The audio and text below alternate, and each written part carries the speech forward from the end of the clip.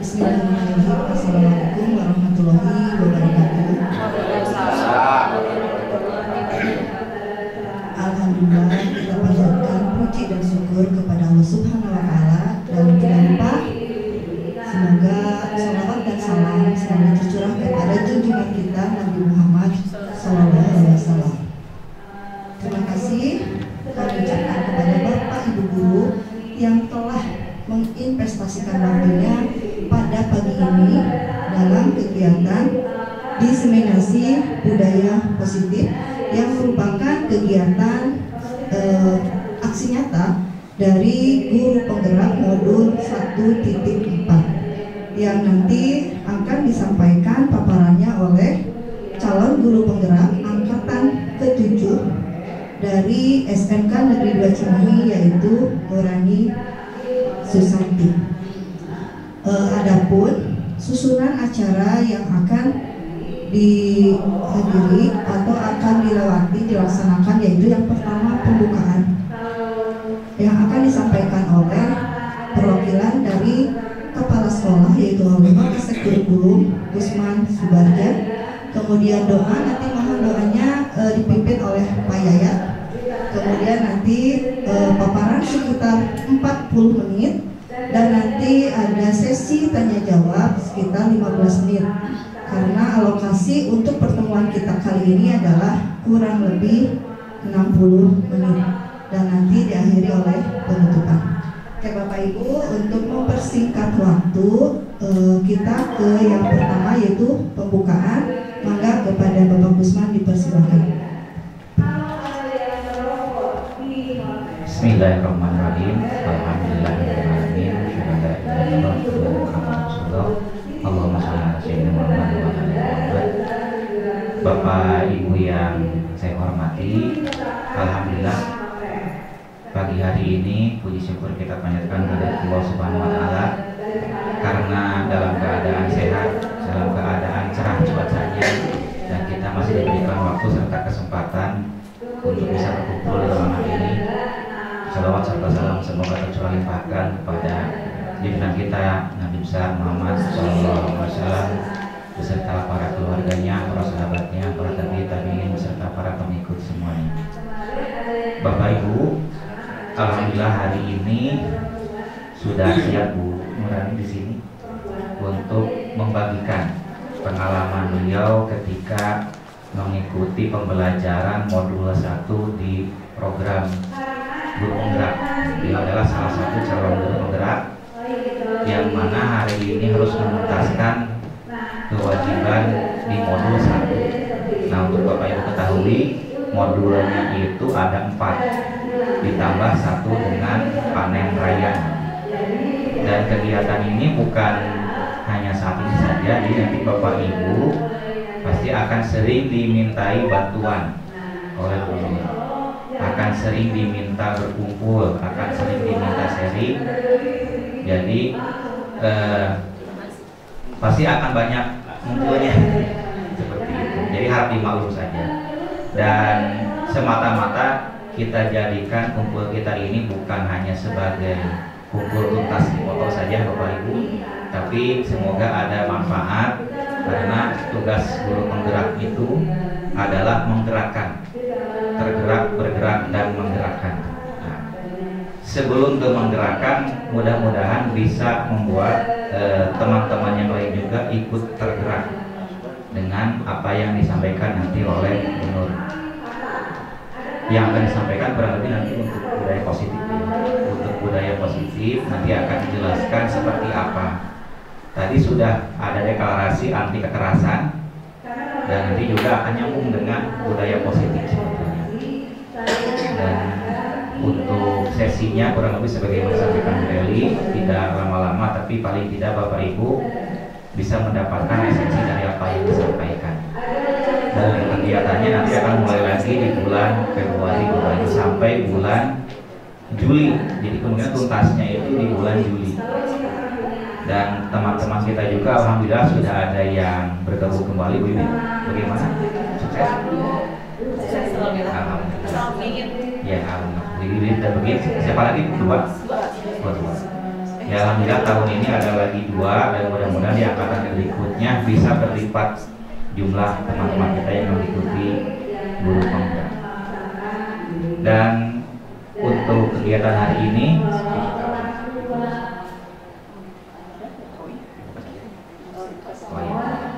baik, izinkan saya membuka kegiatan diseminasi ini dengan mengucap Bismillahirrahmanirrahim. Diseminasi budaya positif bersama rekan sejawat SMP Cimahi yang akan dibawakan oleh Bu Nurani Siswanti, calon guru penggerak angkatan 7 Kota Cimahi. Dengan ini saya nyatakan dibuka.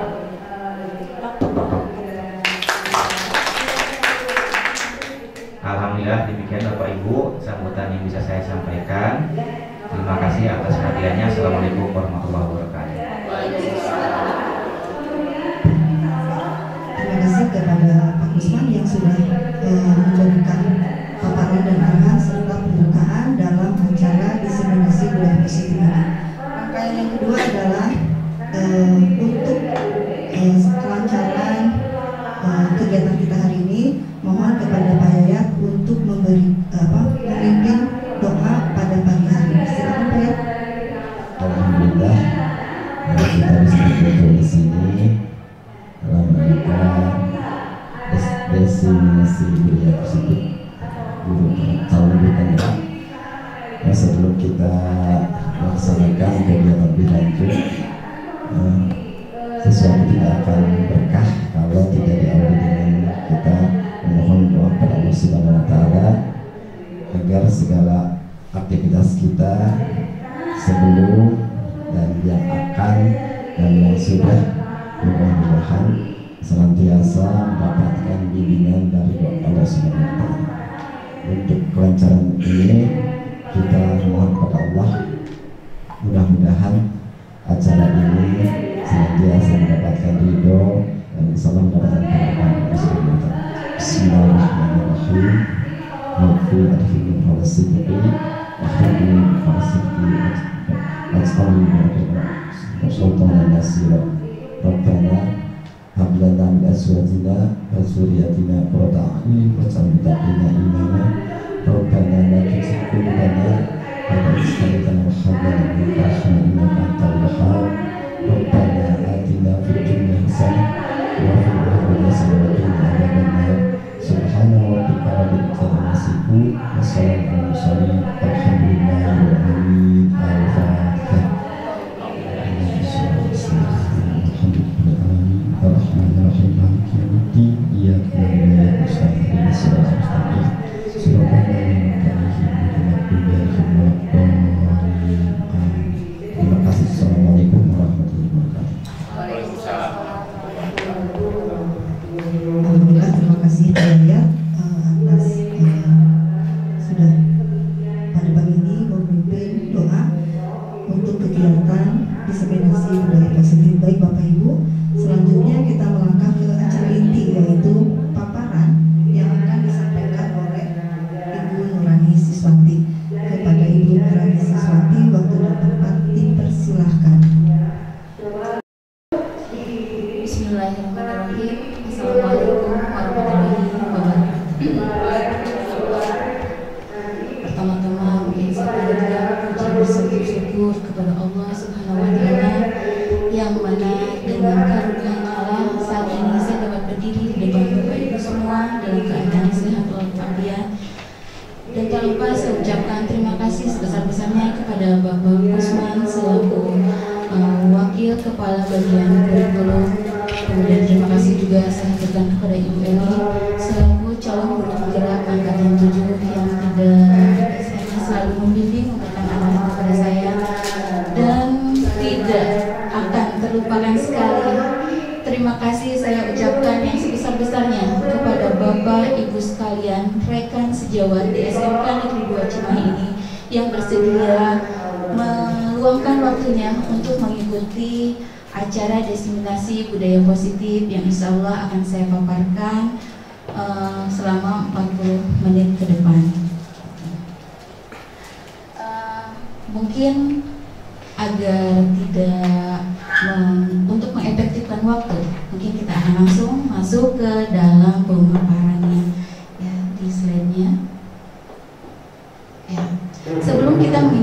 kepada apa itu budaya positif. Alangkah baiknya mungkin di sini saya mencoba mengingatkan kembali, karena saya yakin dari awal saya akan berbicara di depan Bapak Ibu, saya sudah merasa yakin dan bahwa Bapak Ibu semua tentu sudah mungkin mengetahui, bahkan mungkin lebih mengetahui daripada diri saya. Hanya mungkin pada kali ini izinkanlah saya mengingatkan kembali apa itu dasar-dasar pendidikan. Jadi mohon maaf Bapak dan Ibu sekalian, tidak ada maksud untuk menggurui di sini. Hanya sekedar menyampaikan apa yang telah saya dapatkan selama kurang lebih 2 bulan ke belakang dalam program pendidikan guru benar. Yang pertama, dasar-dasar pendidikan. Pada saat saya mendapatkan dasar-dasar pendidikan ini, saya merasa tertampar karena ternyata pendidikan itu hanyalah sebagai suatu tuntunan dalam tumbuh kembangnya anak-anak. Apa yang membuat saya merasa tertampar pada saat saya mendapatkan pengetahuan bahwa pendidikan itu adalah merupakan suatu tuntunan? Yang membuat saya merasa tertampar pada saat itu adalah karena saya sering menuntut. Saya sering menuntut kepada anak-anak, baik anak saya di rumah maupun anak-anak saya di sekolah.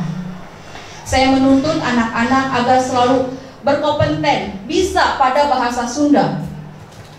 Padahal mungkin tidak begitu. Jadi di sini mungkin kita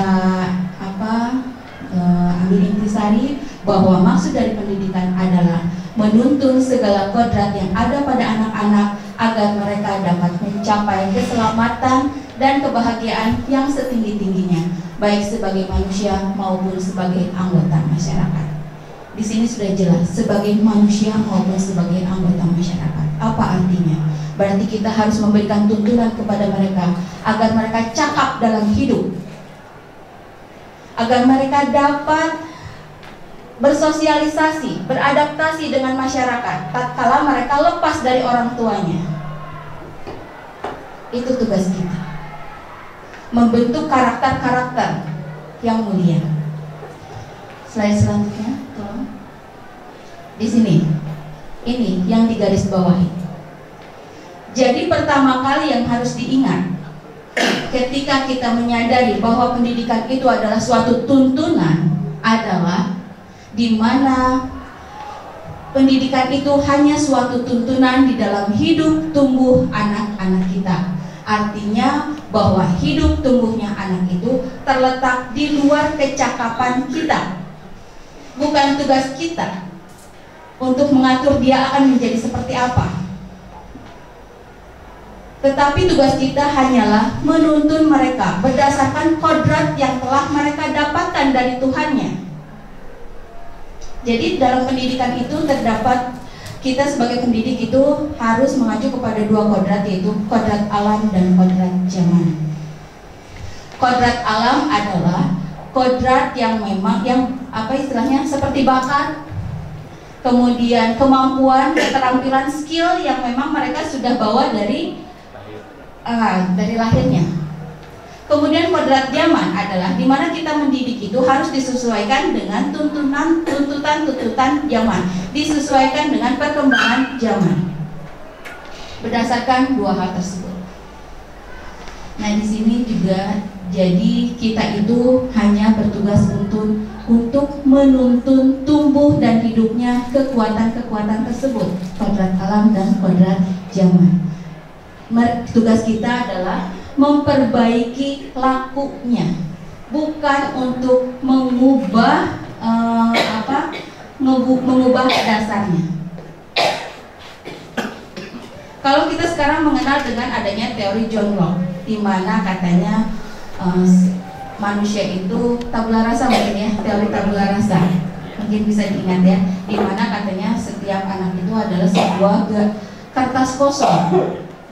Tetapi menurut Ki Hajar Dewantara, justru teori yang dipakainya itu adalah bukan tabula rasa, di mana setiap anak sesungguhnya telah memiliki garisan-garisan yang dikaruniai oleh Tuhan, di mana tugas kita sebagai pendidik adalah menebalkan garis-garis positif dan menyamarkan garis-garis negatif. atau bahkan mungkin mudah-mudahan kita bisa menghilangkan garis-garis negatif tersebut. Itu ya selanjutnya. Nah, ini adalah puisi yang saya coba buat. Ini mungkin bisa mewakili curahan daripada peserta didik kita. Silahkan, akan nggak terlalu ini, kita bisa menyimak terlebih dahulu. Jika aku adalah planet, karya Nurani. Jika aku adalah planet, maka itu artinya aku adalah pengembara. Namun janganlah kau khawatir, karena pengembaraanku bergerak secara alami. Aku senantiasa bergerak searah, mengelilingi dirimu. Wahai guruku, ya, dirimu guruku, karena engkaulah matahariku. Tubuhku tidaklah bercahaya, karena engkaulah aku menjadi terang. Kumohon, teruslah engkau bergerak, terangi pengembaraanku, mengikuti perubahan waktu dari masa ke masa. Namun, kumohon, jangan engkau ubah lintasanku, jangan pula engkau ubah kecepatanku, karena aku akan hancur tak bermakna.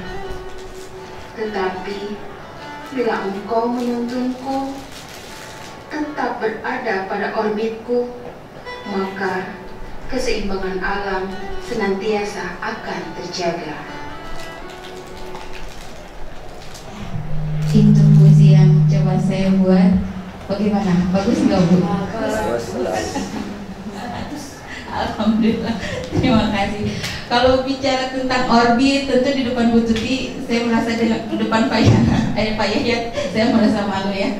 Tapi kira-kira benar nggak Bu pilihan kata yang saya pakai? Ya, alhamdulillah ya. Jadi benar. Ketika seorang anak mungkin sudah dibekali bakat untuk menjadi seorang seniman, misal, tetapi kita misalkan olahraga memaksakan anak untuk bisa pada olahraga, maka yang ada yang tadi mereka akan hancur, mereka tidak akan berkembang. Oleh sebab itu, di sini kita benar-benar harus memikirkan kodrat alam.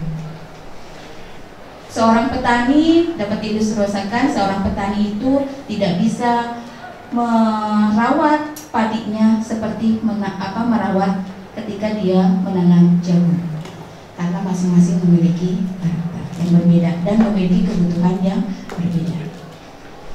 Jadi kita sebagai pendidik alangkah baiknya tidak terlalu memaksakan apa yang menjadi kehendak kita. Tuntun anak-anak kita menuju apa yang memang sudah dianugerahkan oleh Tuhan kepadanya. Ya. Selanjutnya, nah di sini tadi kebutuhan dasar manusia. Pada awal budaya positif, maka kita harus mengenal yang namanya kebutuhan dasar manusia. Di mana kebutuhan dasar manusia ini terdiri dari 5. Yang pertama adalah kebutuhan untuk bertahan hidup atau survival. Kemudian kebutuhan yang kedua adalah untuk mendapatkan kasih sayang dan rasa diterima. Yang ketiga adalah kebutuhan untuk kekuasaan. Yang keempat adalah mendapatkan kesenangan. Dan yang kelima untuk mendapatkan kebebasan. Kita paparkan satu persatu, silakan. Di sini kebutuhan untuk bertahan hidup. Di pelajaran IPA juga tentu saja ya Pak Yayat sudah sangat jelas di sini, di mana manusia memerlukan makan dan minum, membutuhkan rumah untuk berlindung. Tetapi selain daripada itu, mungkin mereka pun butuh berlindung dari siapa? Dari orang-orang yang jahat. Mereka butuh pelukan-pelukan kita. Mereka butuh dilindungi oleh kita. Ini adalah kebutuhan untuk bertahan hidup.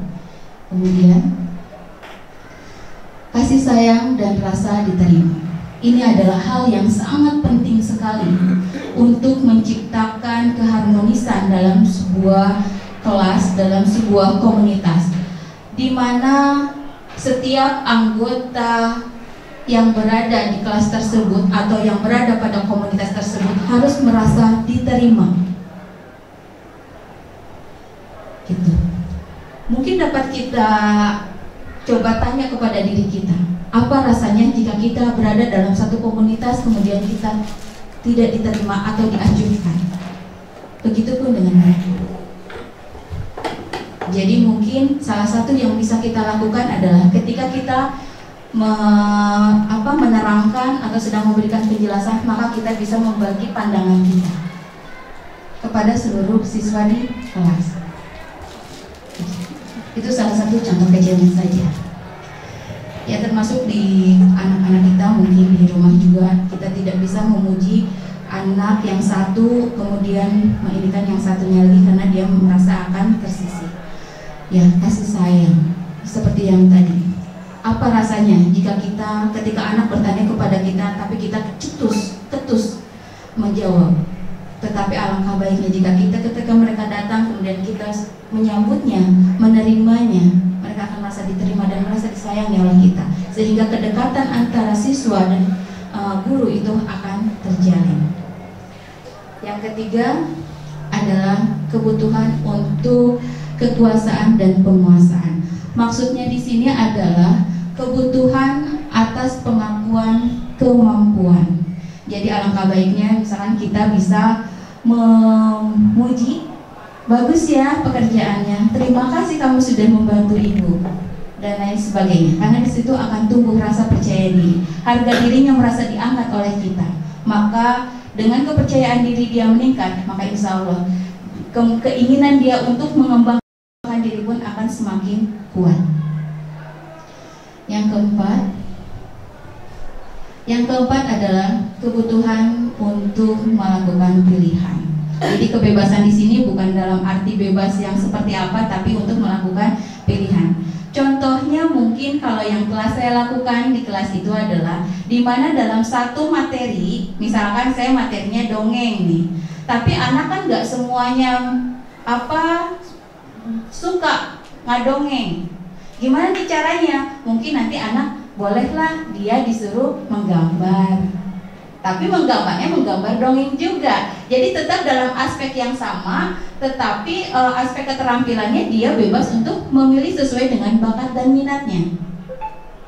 Gitu. Jadi di sini diberikan kebebasan untuk memilih. Jadi kebebasan bukan dalam arti yang bebas seperti apa, tapi di sini dalam konteks untuk pengembangan dirinya, sehingga mereka tuh mengembangkan daya lenturnya, sehingga mereka dapat berkembang sesuai dengan kodratnya.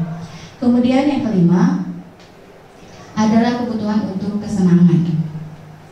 Ya, seperti kalau misalkan kita sudah jenuh-jenuh, butuh juga untuk merasa senang kan.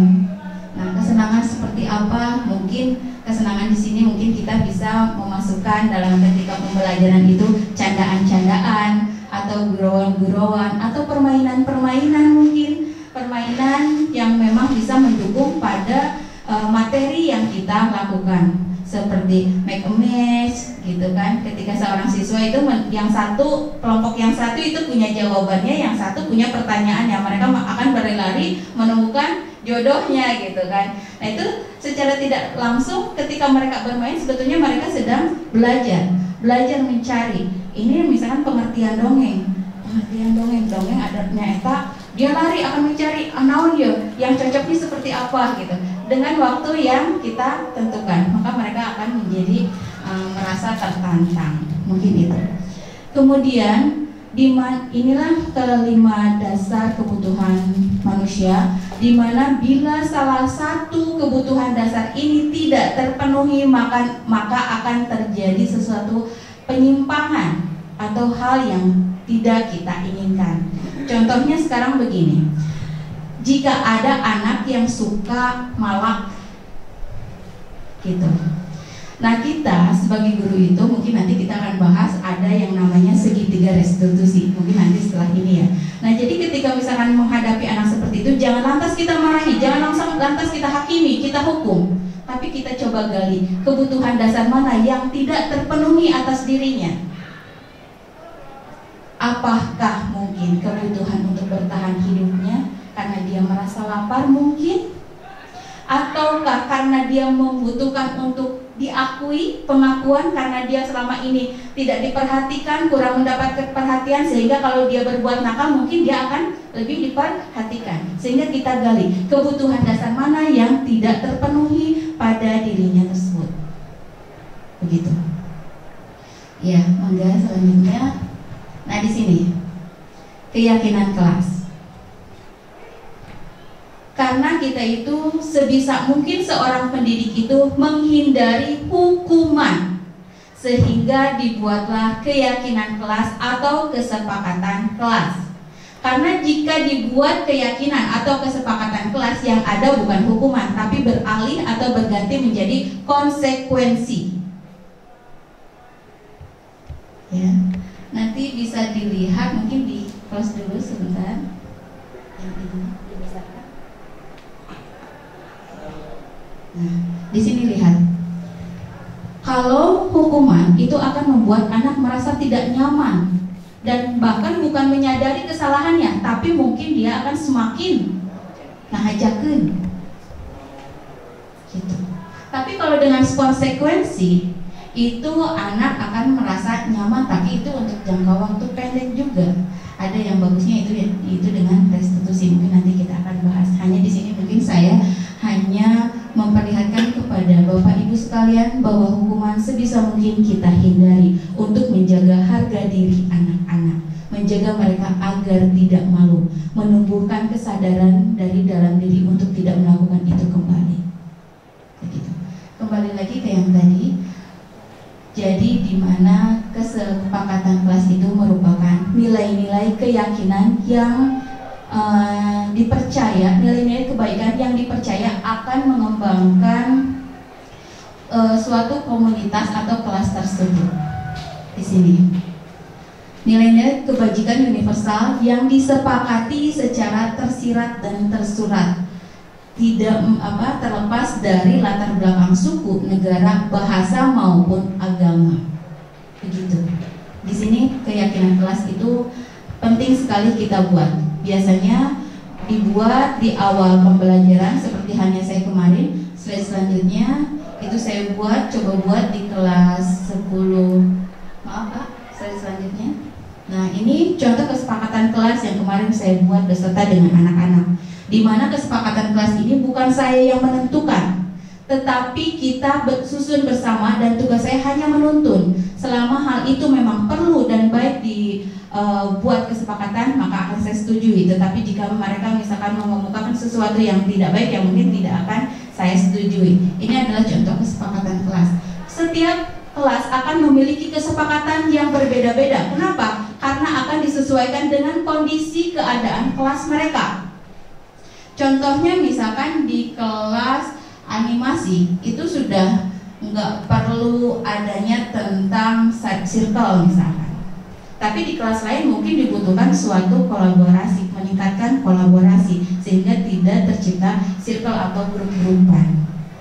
Di sini contohnya, di sini yang pendek aja saya bacakan untuk keyakinan kelas 10 mesin B. Yang pertama adalah mereka mengharapkan adanya kedisiplinan, tertib, sopan, dan santun. Kemudian yang keduanya lebih rajin belajar. Yang ketiganya mengerjakan tugas tepat waktu. Ini memang kesepakatan kelas yang dibutuhkan untuk kelas tersebut. Kenapa? Seperti yang kita ketahui, kalau di kelas mesin itu mungkin Ibu tahu sendiri ya Bu, wali kelasnya itu sering molor dalam mengerjakan tugas, mengumpulkan tugas, sehingga kesepakatan yang mereka butuhkan adalah mengerjakan tugas tepat waktu.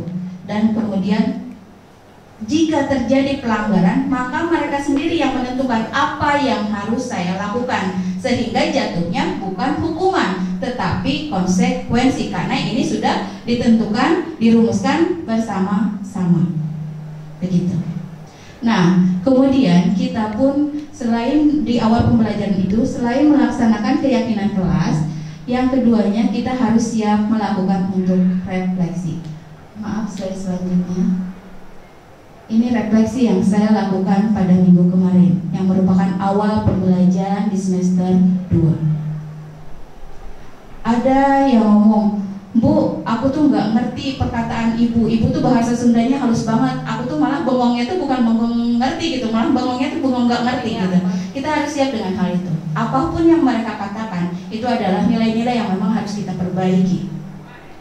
Karena mungkin seperti halnya mungkin Bapak dan Ibu yang kita sepakati, di mana adalah manusia yang maju adalah manusia yang mau menerima masukan dan kritikan dari orang lain, terlepas itu dari peserta didik. Walaupun mereka jauh usia di bawah kita, tetapi kita jangan merasa mereka kurang ajar atau tidak menghormati kita dengan mengungkapkan apa yang mereka rasakan selama pembelajaran 6 bulan ke depan, sehingga kita bisa memperbaikinya.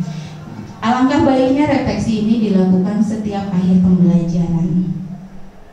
Hanya mungkin secara globalnya dilakukan per 6 semester. Mungkin begitu. Slide selanjutnya. Kemudian di sini yang tadi kita sudah membahas, udah ngantuk Bu? Ngantuk? Ice breaking dulu kali ya. Apa mungkin suara saya yang mendayu ya, jadi asahan tuntutan. Oke, kita ice breaking mungkin. Saya semalam lihat YouTube dan ada ice breaking yang mengajarkan kayak gini, Bu. Maaf, Ibu mengikuti apa yang saya katakan. Kalau misalkan saya mengatakan ayam, Ibu katakan ayam. Mengikuti apa yang saya katakan saja. Siap ya Bu, Pak? Siap. Buku paltot mesti Sunda ganti pensil. Buku pensil. Pensil, buku, paltot. Ada berapa pensil? Ini ternyata walaupun ngantuk Bapak dan Ibu tetap konsentrasi. Terima kasih. Iya, kalau guru BP memang sudah nggak bisa diinikan ya fokusnya. Gak apa-apa ya Bu ya, kita lanjut aja. Yang ketiga itu adalah tentang motivasi. Ini juga harus kita kuasai, karena ini akan menjadi dasar pada tindakan kita nanti. Ada menurut Diane Gosen dalam bukunya Restructuring School Discipline, terus gitu nyaresna Bu Yusi menyatakan ada 3 motivasi perilaku manusia. Yang pertama adalah untuk menghindari ketidaknyamanan dan hukuman. Ini adalah motivasi terendah dan ini bersifat eksternal. Jadi kita coba tanya ke anak-anak. Kemarin saya sudah mencoba melakukannya. Kamu kenapa mengerjakan tugas? Dia bilang karena saya disuruh ibu. Kenapa kamu mengerjakan tugas? Karena saya takut sama ibu, takut dimarahi. Seperti itu. Dan itu berarti artinya dia belum tahu kenapa dia harus mengerjakan tugas. Manfaat apa yang akan dia dapat dari mengerjakan tugas. Gitu.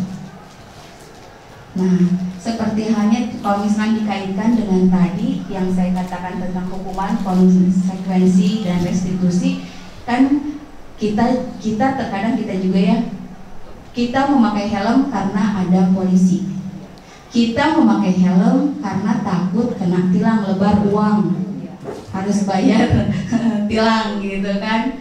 Nah, tapi jika kita mengganti motivasi kita menggunakan helm karena untuk keselamatan diri kita. Kita menggunakan helm karena untuk kesehatan diri kita, terbebas dari polusi. Mungkin dengan adanya apa yang ke depan itu, apa ya namanya, kaca yang ke depan itu, mungkin tanpa harus diminta oleh polisi pun kita akan memakai helm. Nah, begitupun dengan tugas. Jadi kita coba untuk menggali motivasi intrinsik.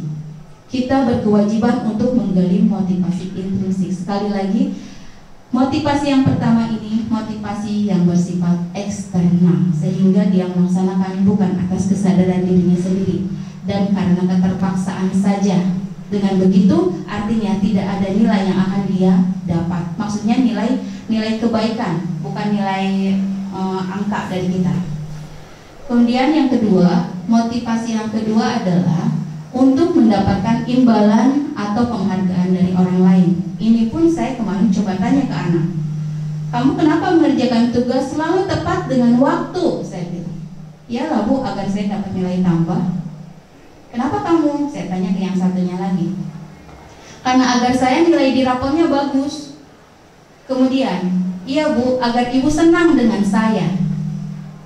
Ini pun bukan jelek, tetapi tetap motivasi yang kedua ini masih bersifat eksternal, bukan karena kesadaran dirinya.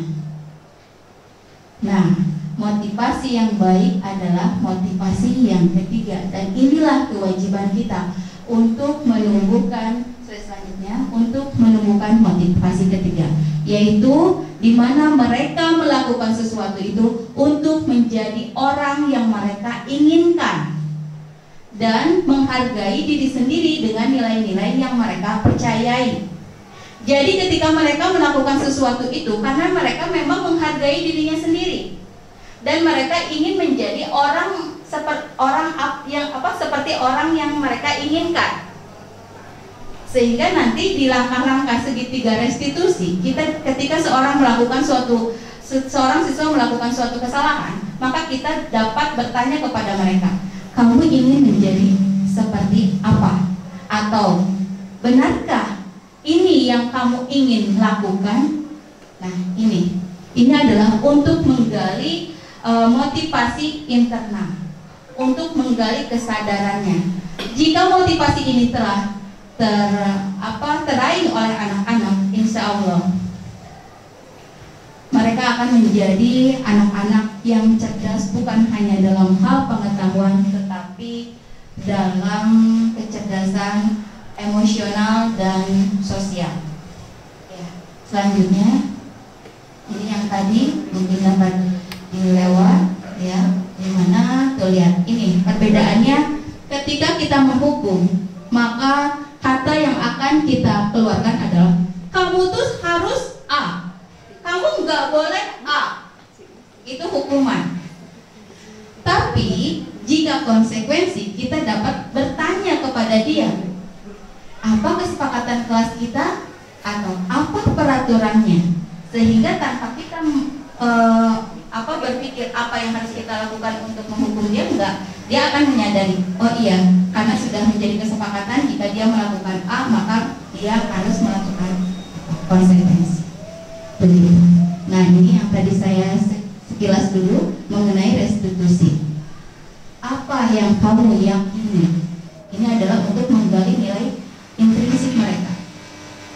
Karena pada dasarnya, saya yakin, Pak Hidayat benar ya, manusia itu kodratnya memang benar ya Pak, baik gitu.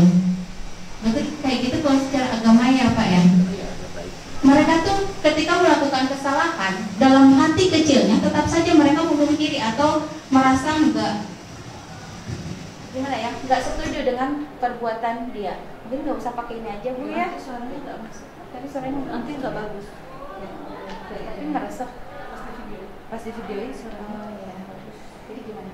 Nggak apa-apa. Tapi pamitan puyungnya Bu, kayak Ibu nanya. Ibu punten ya.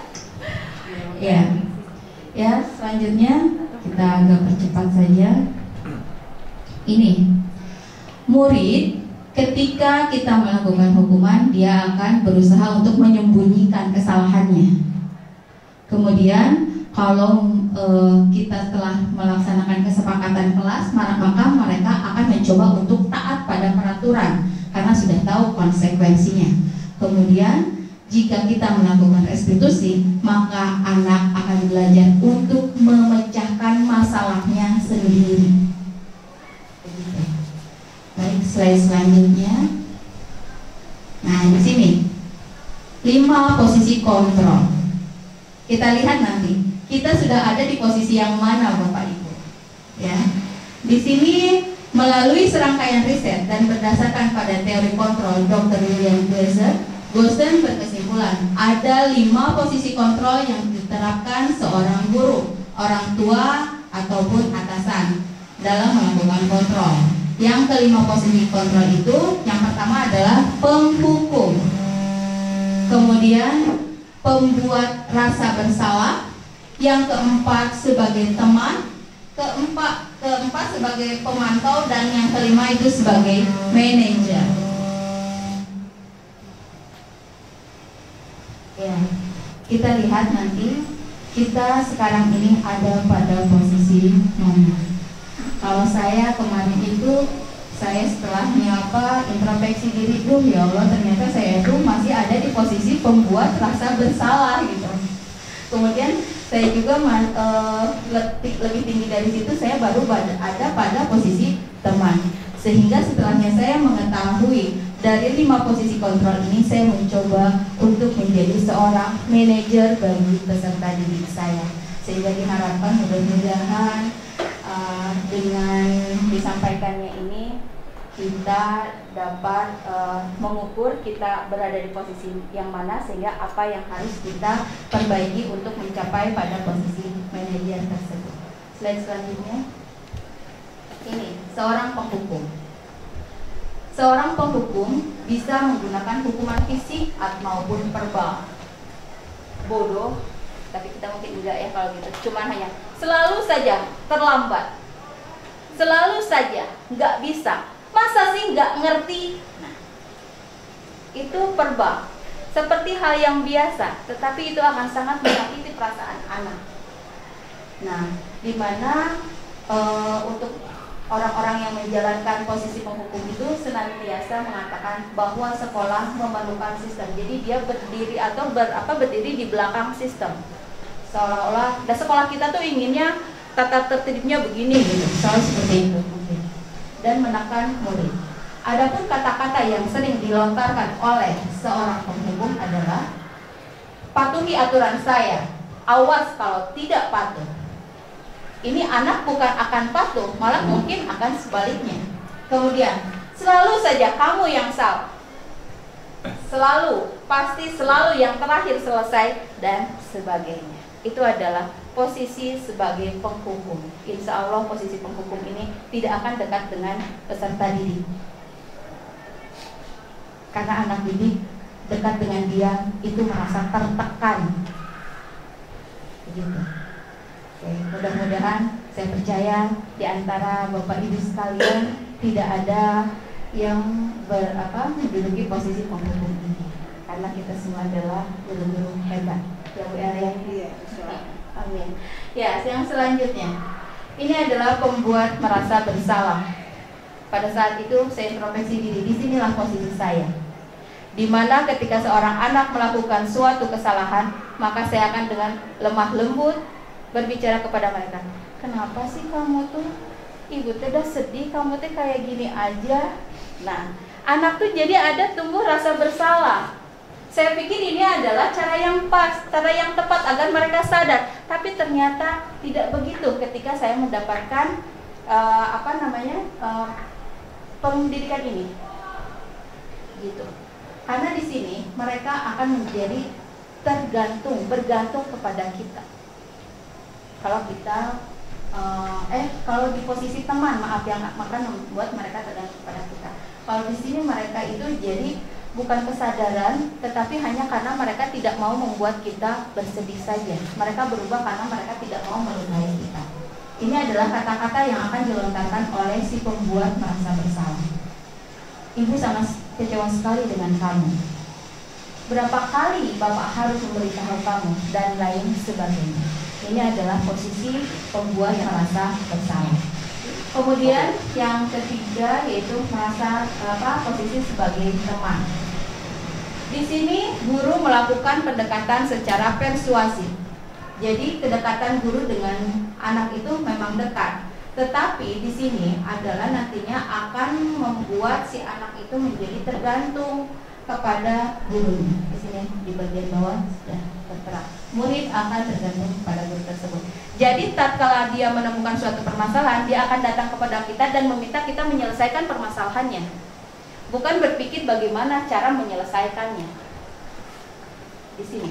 Tapi nanti dalam tindakan segitiga restitusi, tetap sebelum kita melakukan pada posisi manajer, kita tetap harus melakukan posisi yang ini dulu untuk meraih hatinya. Jadi di sini bukan salah, tetapi ada tahapan nanti yang lebih ideal sebagai seorang pendidik. Ini adalah kata-kata yang akan dilakukan oleh guru dengan posisi teman. Ayo bantulah, ayolah kerjain, bantu demi kita semua atau demi ibu, seperti itu. Ini adalah kata-kata. Ayo ingat, tidak ada bantuan bapak selama ini dan lain sebagainya. Ini adalah posisi teman, kata-kata yang dilontarkan sebagai teman. Kemudian yang selanjutnya itu adalah sebagai pemantau. Seorang pemantau biasanya dia mengeluarkan aturan. Nih, kamu tuh melanggar yang A, B, C, D. Dipantau. Dia mengeluarkan data. Ini posisi pemantau. Dia mengawasi kita. Dan kata-kata pemantau itu dia menggunakan peraturan dan konsekuensi. Jadi pemantau pun mungkin dalam 5 posisi kontrol ini belum pada posisi yang ideal. Yaitu ini kata-kata yang mereka ucapkan, peraturan apa yang tadi saya utarakan mungkin sudah satu tadi ya. Ya, kemudian posisi yang paling ideal adalah posisi sebagai manajer. Ya kan? Slide selanjutnya. Nah, ini posisi yang paling ideal. Mudah-mudahan kita semua ada pada posisi ini. Ya, posisi manajer yaitu di mana posisi seorang guru itu berbuat sesuatu bersama dengan muridnya, mempersilahkan murid mempertanggungjawabkan perilakunya, mendukung murid agar dapat menemukan solusi atas permasalahannya sendiri. Kita menuntunnya. Ya, di sini manajer itu akan mengajak murid untuk berbicara, untuk menganalisis kebutuhan dirinya. Nanti balik lagi ke yang tadi, kebutuhan dasar manusia. Sehingga pada budaya positif ini saling berkaitan. Yang pada akhirnya mungkin nanti kita akan ke tindakan yang akan kita lakukan. Di sini baru istilahnya posisi-posisi dan lain sebagainya. Nanti ada tindakan uraian tindakan yang dapat kita lakukan. Nah, di sini jadi manajer itu berkolaborasi dengan murid untuk memperbaiki kesalahannya. Ya. Kemudian di sini adalah perkataan yang akan diutarakan oleh seorang manajer. Apa yang kita yakini? Kembali kepada kesepakatan kelas. Kemudian, apa kamu meyakininya? Nanti dia yang akan mengemukakan. Kemudian, apa kamu bersedia memperbaikinya? Ketika dia mengatakan iya, kita tanya, bagaimana cara kamu memperbaikinya? Atau kenapa kamu harus memperbaiki itu? Sehingga kita melahirkan kesadaran dan melahirkan motivasi intrinsik yang tadi saya kemukakan. Begitu. Selanjutnya, nah ini tindakan yang dapat kita lakukan untuk menyelesaikan masalah. Ini yang disebut dengan istilah segitiga restitusi. Langkah segitiga restitusi ini tidak harus dilakukan secara berurutan. Misalkan di sini ada validasi tindakan yang salah yang pertama, kemudian menanyakan keyakinan dan menstabilkan identitas. Ini tidak harus berurutan, tetapi kita dapat melakukan yang mana terlebih dahulu. Apa yang dapat kita lakukan ketika kita memvalidasi tindakan yang salah? Kita mencoba memahami bahwa setiap manusia ketika dia melakukan suatu tindakan itu pasti ada tujuannya.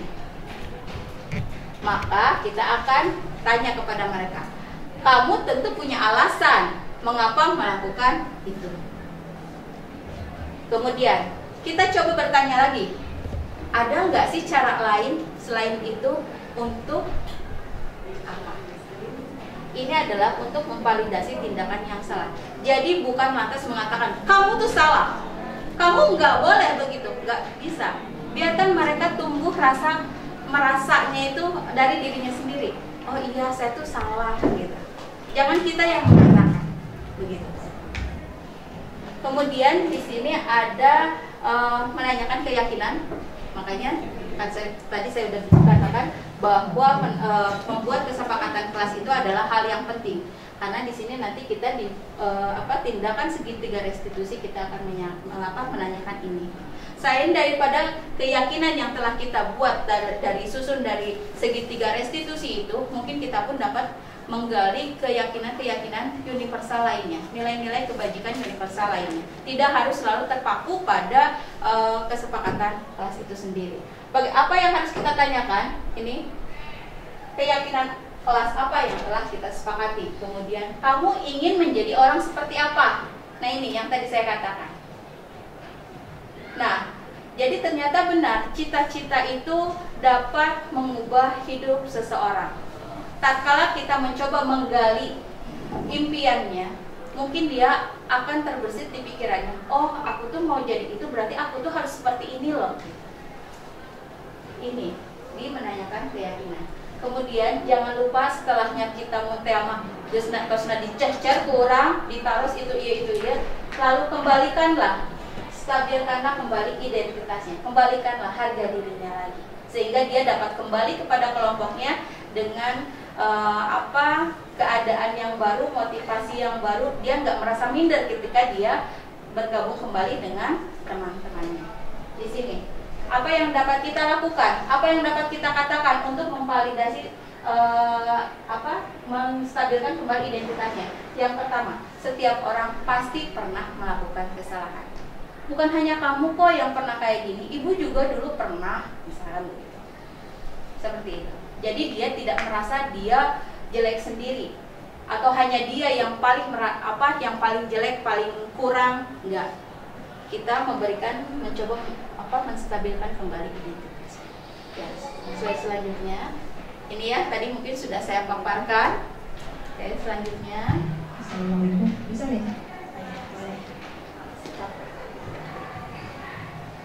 Nah, ya, ini tuh tadi untuk memvalidasi kesalahannya. Tidak ada manusia yang sempurna. Ini adalah kata-kata yang bisa kita gunakan kepada anak-anak untuk menumbuhkan kesadarannya. Jadi jangan membuat dia semakin tertekan, jangan membuat dia semakin merasa terpuruk. Tetapi dengan kesalahan yang ada, kita gali potensinya, kita bantu anak untuk menggali potensi dirinya. Begitu. Jadi karena justru anak yang melakukan kesalahan itu artinya adalah anak yang membutuhkan bantuan kita, membutuhkan bimbingan kita agar dia dapat lebih berkembang. Jangan lantas malah kita pojokan, kita membuat dia semakin merasa tidak bermanfaat dan tidak berguna. Oke, selanjutnya ini ya, pada tindakan yang salah. Langsung saja, mungkin tadi sudah ini kalimat-kalimat yang bisa kita lakukan, yang kita utarakan kepada anak. Kamu boleh mempertahankan sikap itu, tapi kamu harus menambahkan sikap yang baru. Ini adalah untuk memvalidasi kebutuhan mereka. Selanjutnya, oke, ini menanyakan keyakinan. Sudah tadi saya paparkan ini. Lanjut saja. Nah, ini adalah contoh tayangan di mana saya melakukan segitiga restitusi kepada salah satu siswa di kelas mekatronika. Namun mungkin untuk nilainya itu proses semester depan ya. Tapi Bu, kalau nilai saya di bawah KKM, nanti orang tua saya marah. Nah, gimana ya? Apa kamu masih ingat dengan kesepakatan kelas kita? Dan kamu tahu nggak kapan terakhir kita harus mengumpulkan tugas?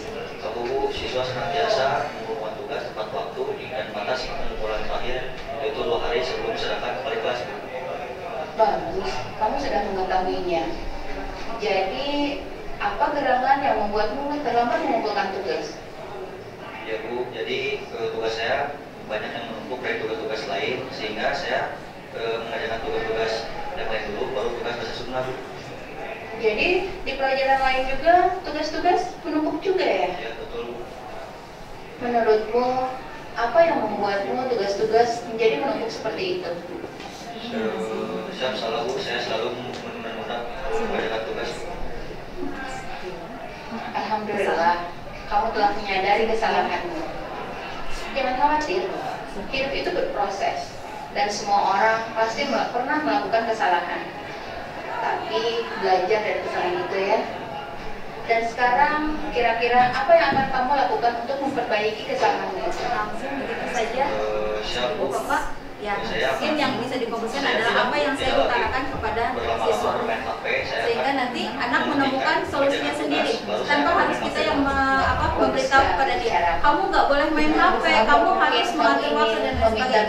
Mereka akan menemukan sendiri caranya. Saudaramu mungkin untuk mengingatkan bila kamu kelamaan main HP, dan bahkan mungkin kamu bisa meminta bantuannya untuk mengingatkan kamu untuk mengerjakan tugas. Bagaimana?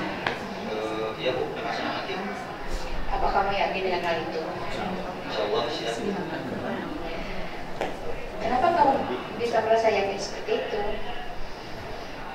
Karena insyaallah saya akan berubah untuk bisa lebih baik lagi untuk menjalankan tugas tepat waktu dan tidak menunda pekerjaan lagi tugas kayak ibu kayak kasih waktu segini dan kerjakan segini atau ya waktunya tugas untuk waktunya main HP. Ya, baik antara kita. Nah, jadi begitu, itu salah satu contoh. Bahkan kemarin yang terbaru itu di kelas, maaf, saya sebutkan kelas RPL saja, nggak AB-nya, mungkin nggak saya sebutkan, dengan salah satu anak itu benar-benar bahkan wali kelasnya juga udah mencoba untuk membujuk dia untuk mengerjakan, tapi dia tuh nggak nemuin saya terus gitu, nggak mau nemuin saya. Tapi pada akhirnya kemarin ketika awal pembelajaran dia masuk, kemudian saya mencoba melakukan langkah-langkah segitiga restitusi ini. Dan ketika saya melakukan refleksi, dia itu mengatakan, sekarang saya tuh jadi lebih seneng loh, karena saya jadi seolah-olah menemukan apa yang harus saya lakukan gitu.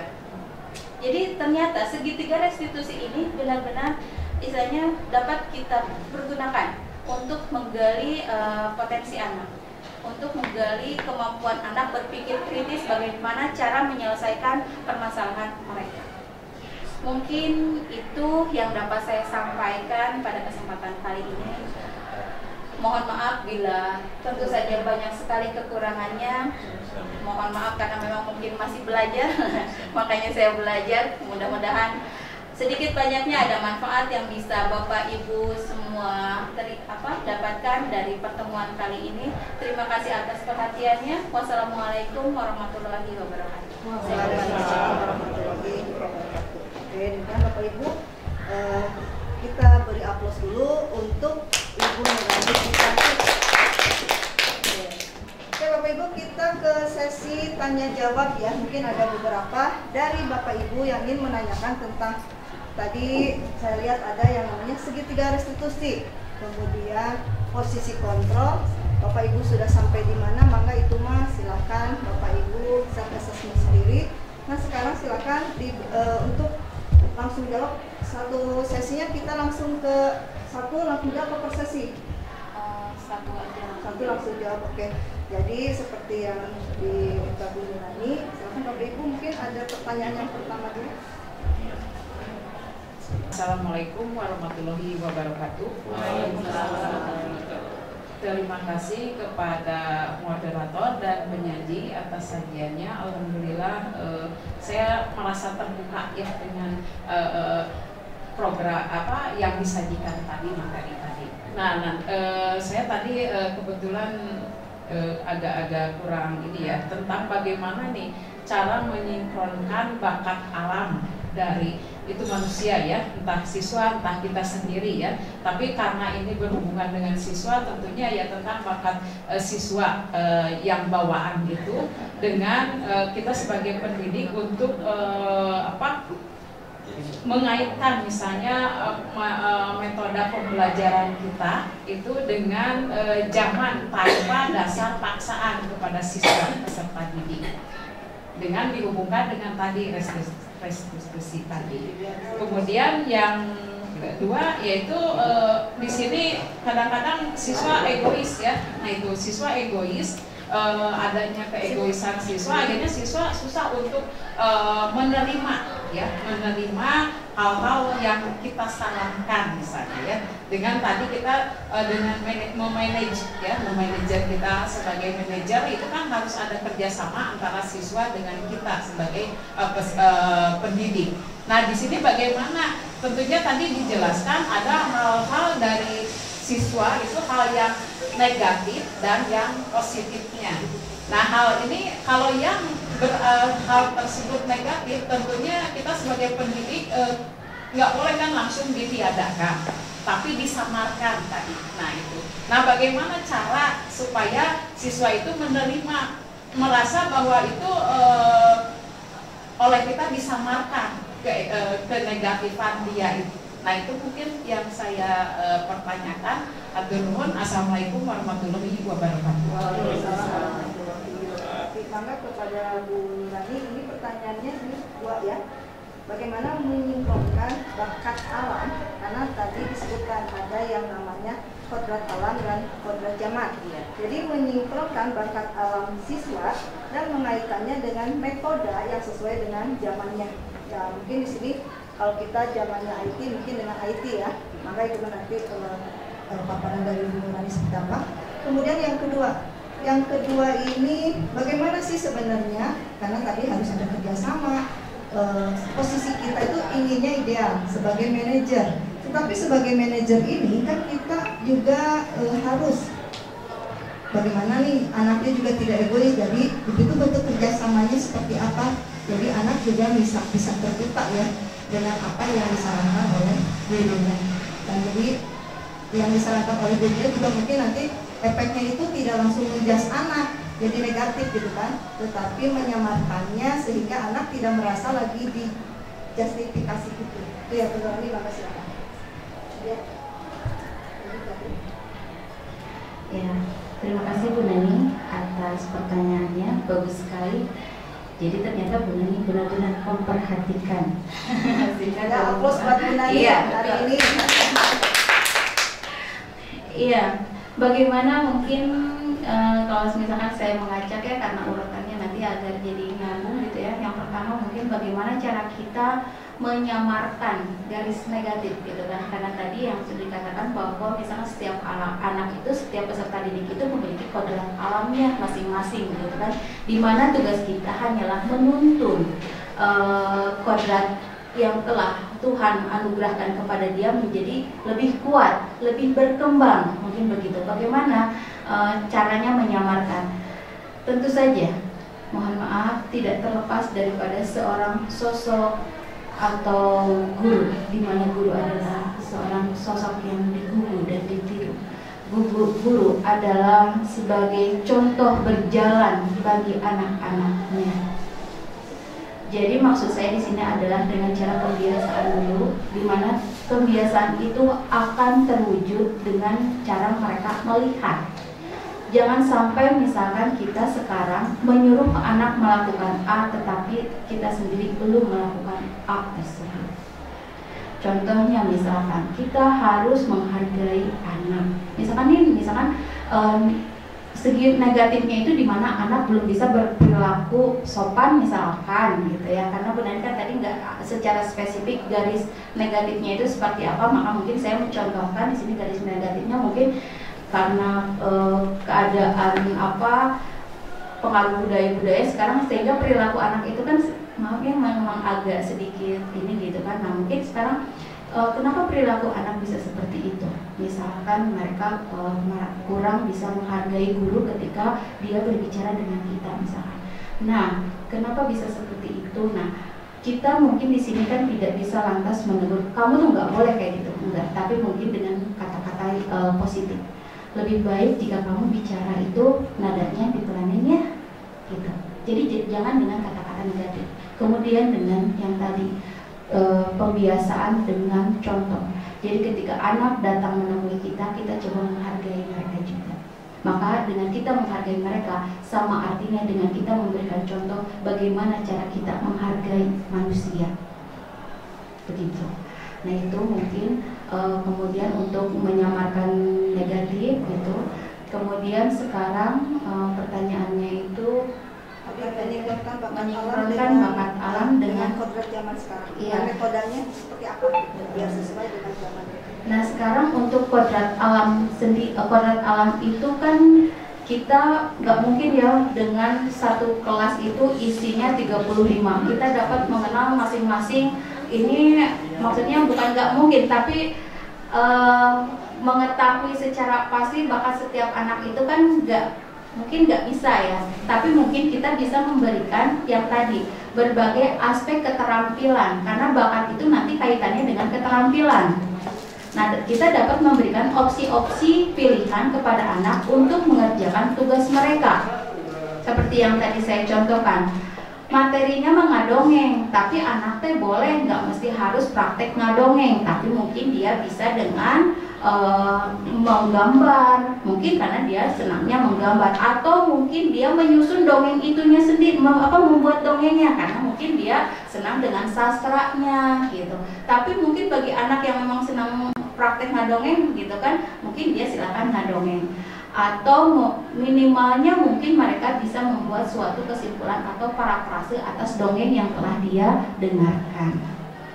Jadi kita hanya memberikan suatu opsi-opsi pilihan, mereka akan memilih yang sesuai dengan bakat mereka gitu. Dengan kodrat zaman sekarang seperti apa? Mungkin sekarang kita lihat menggambarnya mungkin boleh nggak pakai tangan, mungkin kita boleh menggambarnya menggunakan aplikasi.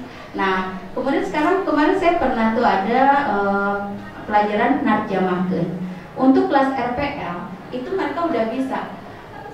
Gambarnya tetap gambar yang itu, tetapi kata-kata yang ada di gelembung itunya dia menggunakan bahasa Sunda, itu dia menggunakan aplikasi.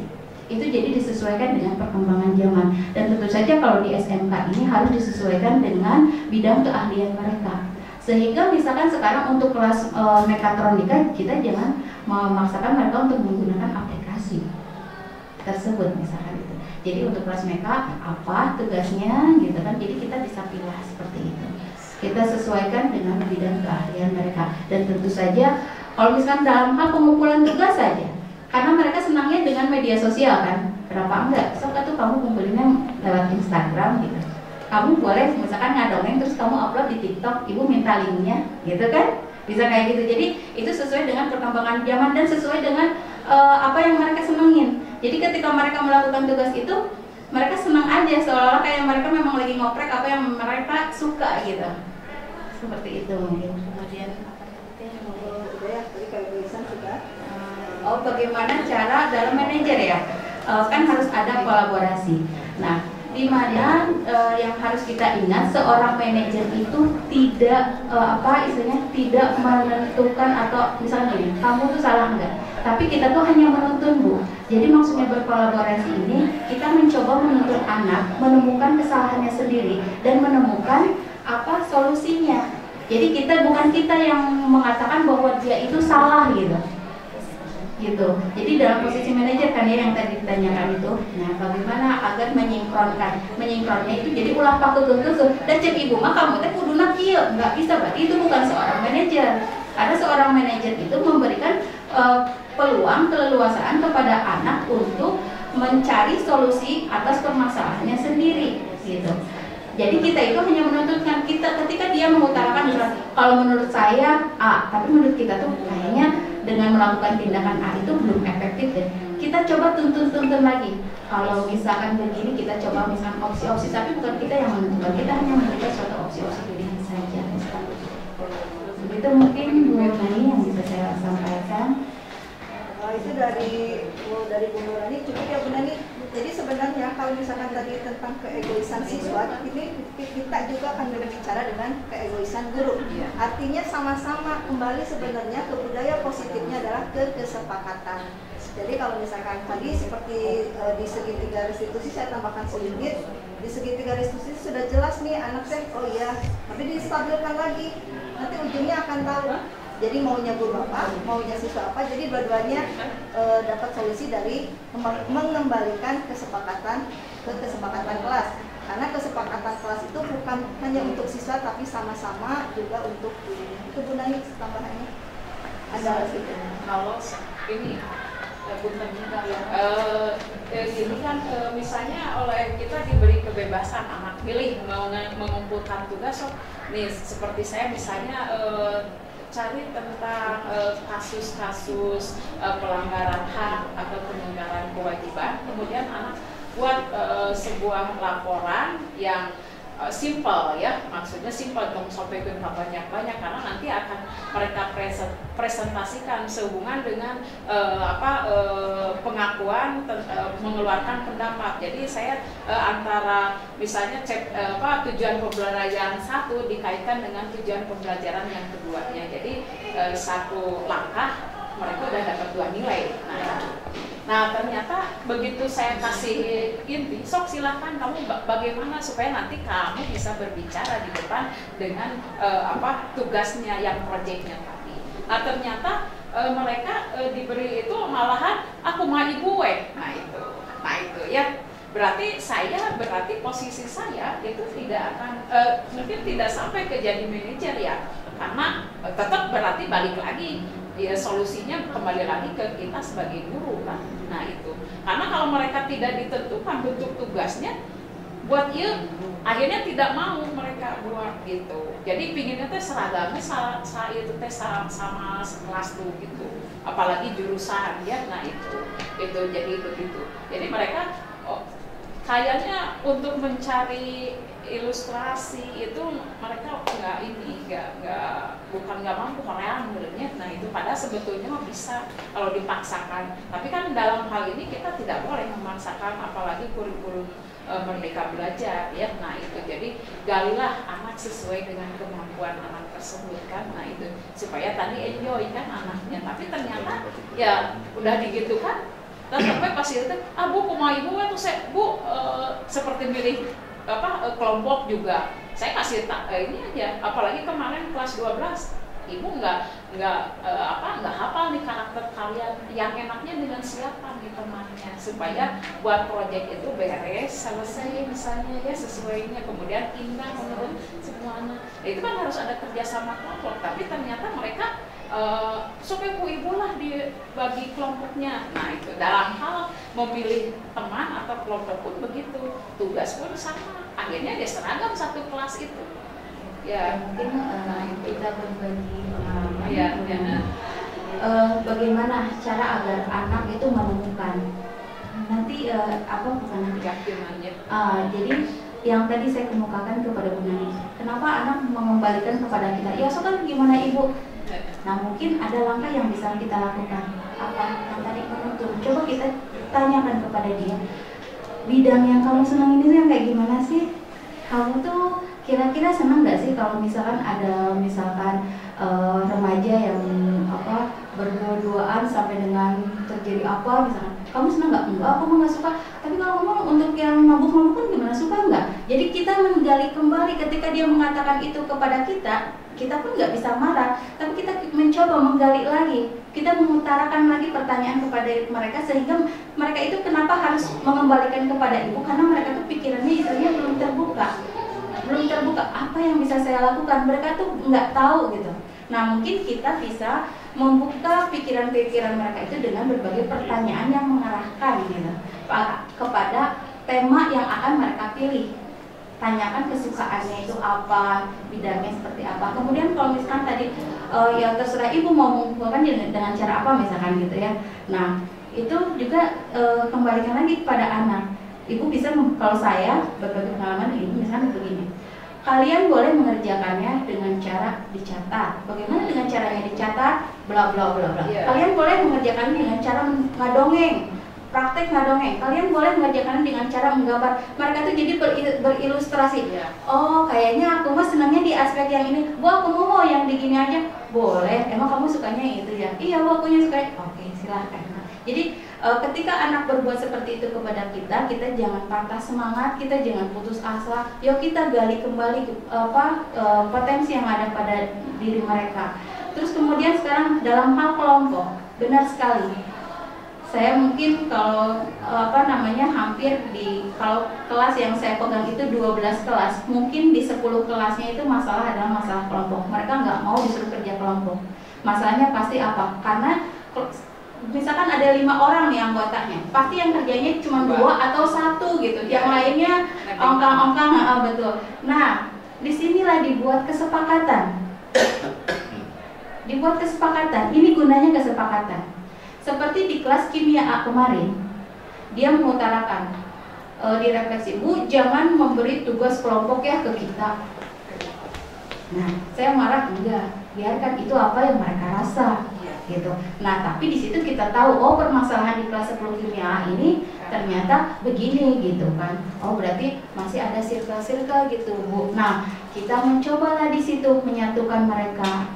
Walaupun saya bukan wali kelasnya gitu, tapi saya dalam hal misalkan masih guru lah ya, Bu, masih punya kewajiban untuk mengingatkan. Saya mencoba mengingatkan kembali untuk mengatakan bahwa 10 kimia A itu adalah 1, bukan 10 kimia A, B, dan C, tidak. Kemudian sekarang kita buat kesepakatan.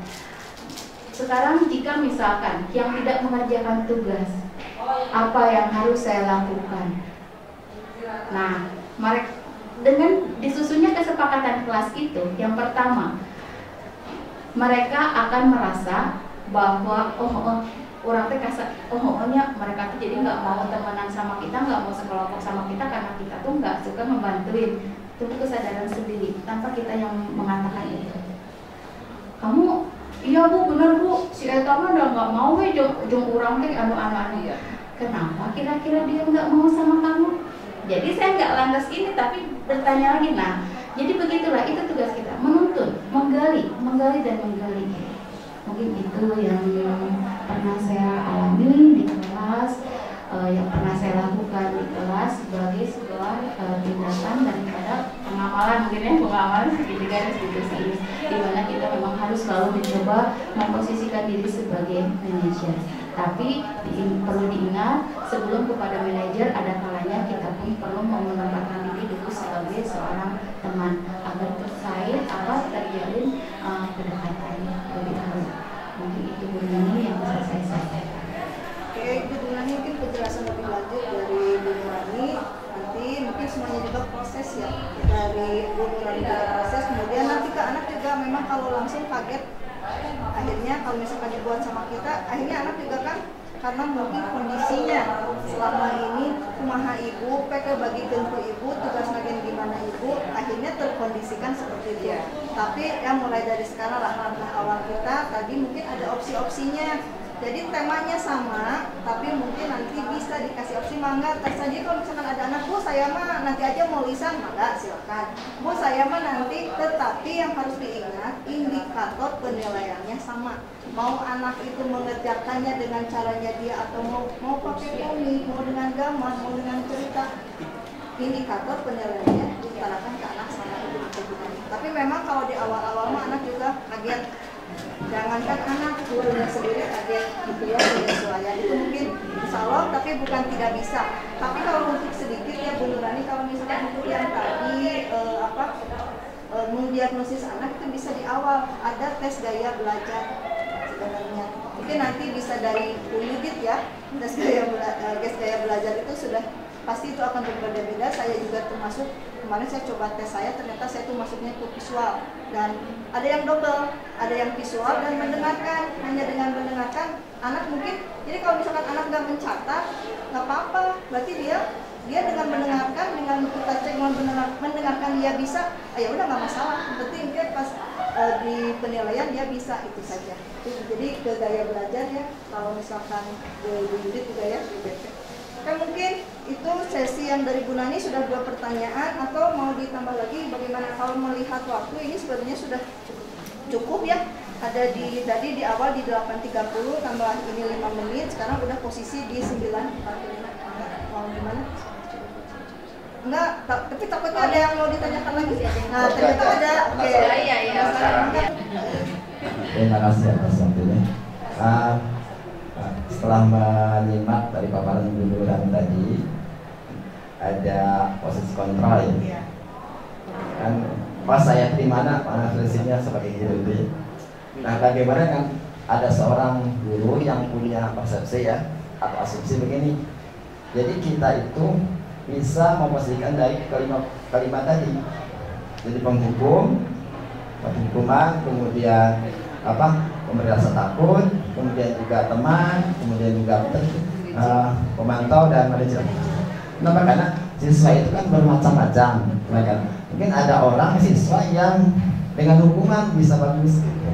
Dan dalam agama juga tidak dilarang kalau misalnya kita menghukum kan.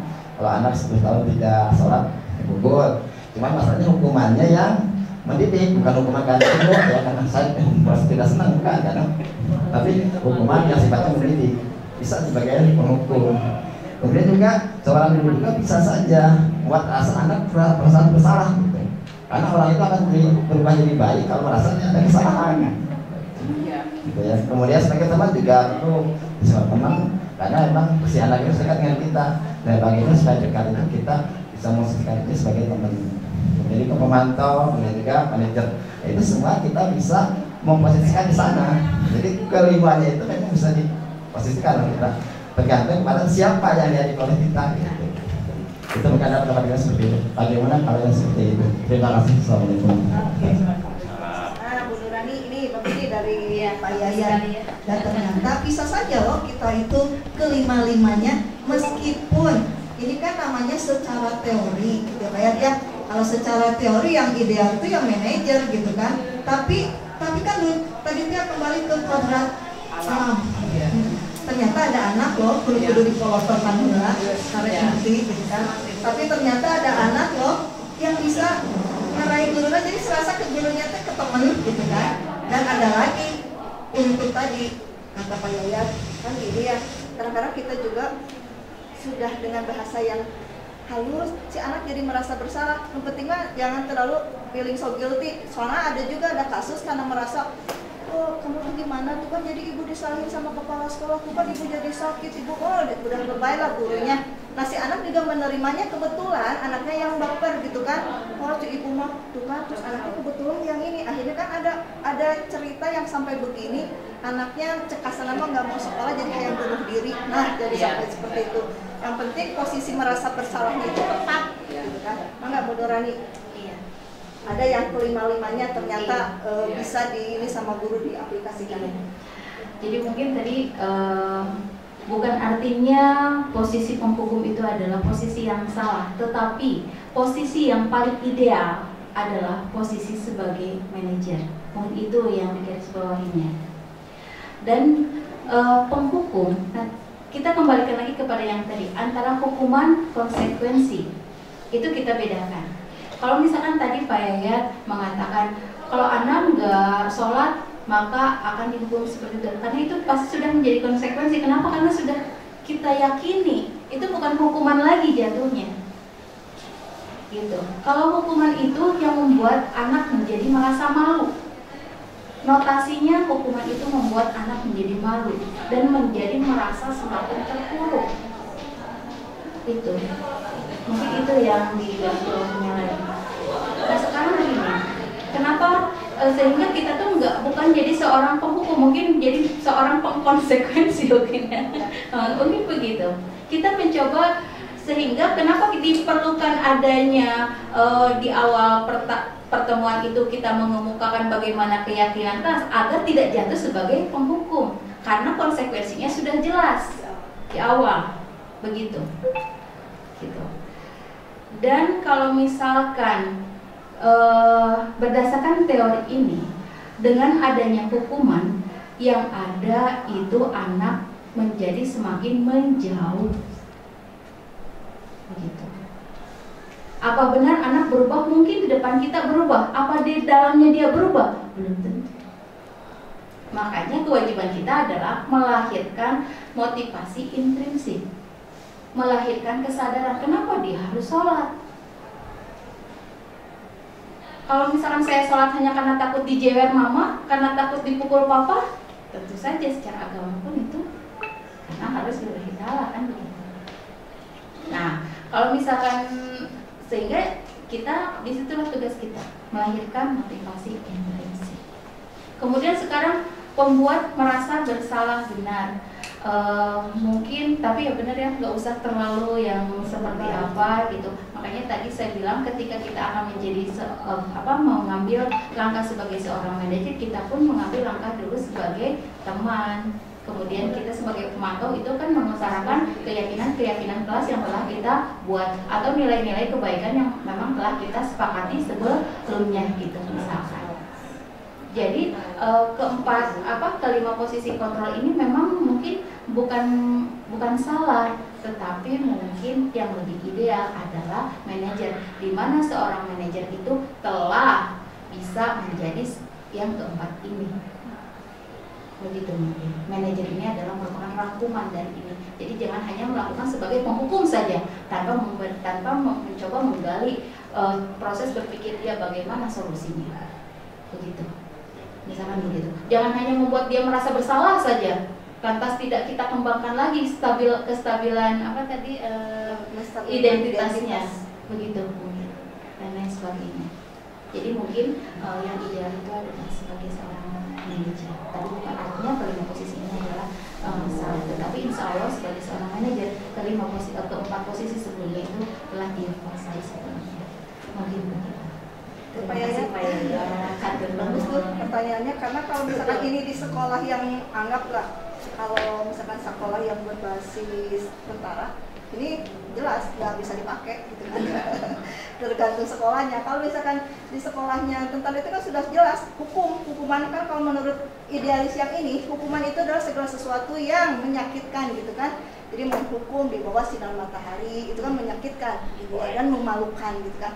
Ini nggak bisa dipakai diadop oleh sekolah yang berbasis militer, tetapi ini bisa dilakukan oleh sekolah yang berbasis yang tadi Merdeka Belajar. Tuh. Jadi kalau misalkan Pak Yayat sudah bisa kelimanya jadi manajer, sebenarnya sudah merangkum semuanya gitu ya. Jadi bukan berarti salah itu sih sebenarnya. Jadi tergantung, kemarin juga dari kurikulum yang Panama itu kan dia bilang ya, bukan berarti menghukum itu, cuma bahasanya mungkin bukan lagi menghukum tapi tadi konsekuensi. Itu ya Pak Yayat ya. Ini udah ada lagi tidak Bapak Ibu? Pak Yayat, Bu Yudit mungkin dari BP, Bu sudah cukup ya, lumayan sudah 958. Oke Bapak Ibu, karena ternyata waktu juga yang membatasi pertemuan kita hari ini, insya Allah mungkin Bu Nurani terima kasih atas paparannya untuk kegiatan kita hari ini. Insya Allah kita banyak mendapatkan manfaat dan mungkin sedikit-sedikit akan mulai kita aplikasikan di kelas kita masing-masing, dengan yang diawali dengan kesepakatan kelas, kemudian tadi ada tes diagnostik sebenarnya diawali. Terima kasih Bu Nurani atas waktunya, kemudian Bapak Ibu juga terima kasih sudah 60 menit lebih duduk dan tidak beranjak dari tempat duduknya, itu suatu yang sangat luar biasa. Oke, untuk mengakhirinya kita aplaus dulu untuk kita semua. Terima kasih Bu Nurani sebagai moderator. Saya ucapkan terima kasih. Wabillahi taufiq wal hidayah. Wassalamualaikum warahmatullahi wabarakatuh.